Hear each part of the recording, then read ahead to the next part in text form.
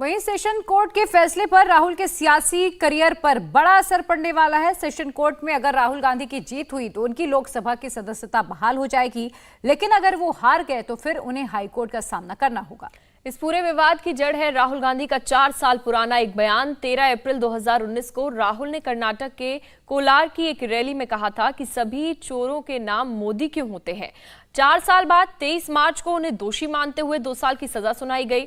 अगले ही दिन 24 मार्च को राहुल की लोकसभा सदस्यता कैंसिल कर दी गई और अब फैसले के 11 दिन बाद वो कोर्ट में अपील करने पहुंच रहे हैं। बीजेपी पूछ रही है कि अपील करने में इतनी देरी क्यों हुई।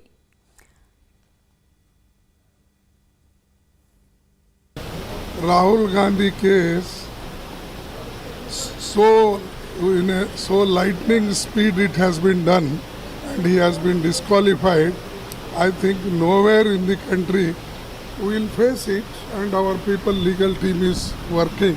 एक सवाल मन में उत्पन्न होता है कि ऐसी क्या बात रही कि कुछ केसेस में तो चंद घंटों में ये पहुंच जाते हैं कोर्ट के पास, और कुछ केसेस जब ये स्वयं कहते हैं इनका सर्वोच्च नेता है तो उसमें इतने दिन लगे।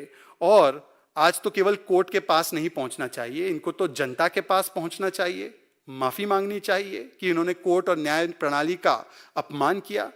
इनको तो ओबीसी समाज के पास पहुंचना चाहिए और ओबीसी समाज के सामने जाकर नाक रगड़कर माफी मांगनी चाहिए कि एक व्यक्ति विरोध में, एक पार्टी विरोध में इन्होंने इस देश के संपूर्ण ओबीसी समाज का अपमान किया और आज भी उस पर ये गर्व मनाते हैं। तो मुझे लगता है सिर्फ याचिका कोर्ट में नहीं, क्षमा याचिका ओबीसी समाज के सामने भी होनी चाहिए।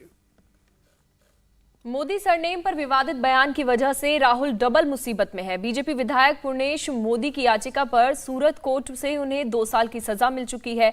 बीजेपी सांसद सुशील मोदी ने भी इस मामले में पटना के एमएलए एमपी कोर्ट में याचिका दाखिल की है। और न सिर्फ 2 राज्यों बल्कि कुल 5 राज्यों में राहुल गांधी के खिलाफ आपको बता दें केस दर्ज किए गए थे। 12 अप्रैल को वहां भी राहुल गांधी को पेशी के लिए बुलाया गया है। उन्हें बिहार भी जाना होगा। मानहानि केस में राहुल गांधी के फंसने पर अखिलेश यादव ने भी चुटकी ली और कहा कि कांग्रेस ने ऐसा कानून बना दिया जिसमें खुद उनके ही नेता फंस गए। कांग्रेस पार्टी को ऐसा कानून नहीं बनाना चाहिए था, उन्हीं ने फाड़ा। कांग्रेस पार्टी ने कानून बनाया, उन्हीं का नेता फंस गया। तो कांग्रेस पार्टी को कम से कम कानून तो ऐसा बनाते जिससे जो झूठे फंसाए जाते हैं। अब बीजेपी अपने नेताओं को तो 6 महीने और 1 साल की सजा दिलवाती है। पता नहीं क्या करती है बीजेपी, ऐसी पैरवी कराती है कि विपक्ष के लोग को 2 साल से ज्यादा सजा मिल जाए। ये केवल दूसरों को फंसा रहे हैं। इंडिया टीवी हर वक्त हर जगह डाउनलोड करने के लिए सर्च करें India TV news Google play store या ऐप स्टोर पर।